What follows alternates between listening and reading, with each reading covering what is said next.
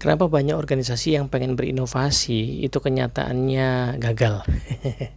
Gagal di sini jauh lebih sering bukan inovasi yang gagal, tetapi gagal betul-betul untuk mencoba inovasi baru, karena orang-orang akhirnya lebih memilih cara yang aman, cara yang sudah terbukti berhasil. Nah, sebabnya adalah karena memang kebanyakan pemimpin itu tidak berani memberikan ruang aman untuk gagal.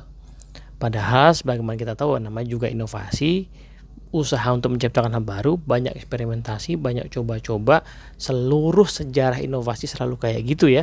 Salah satu kisah yang terkenal kita tahu kan kisahnya percobaan pembuatan lampu bolamnya Thomas Alva Edison yang ribuan kali gitu ya. Itu bayangan kos atau biaya yang harus dikeluarkan kan.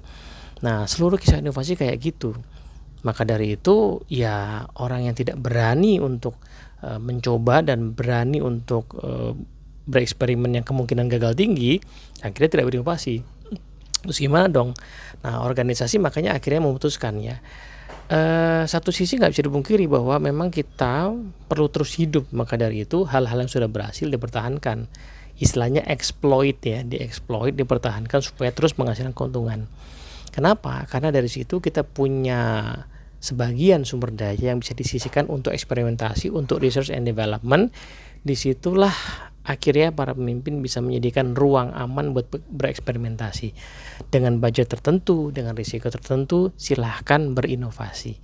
Nah, kita nggak tahu kapan berhasilnya, kita nggak tahu akan ke arah mana, dikira-kira dulu aja, namanya juga menciptakan hal-hal yang baru ya.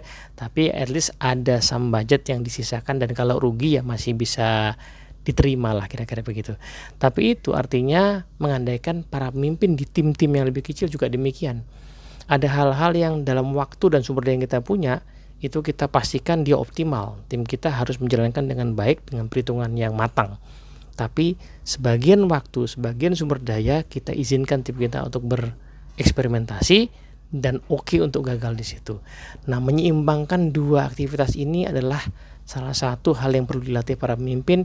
Disitulah ciri-ciri yang disebut sebagai pemimpin yang matang.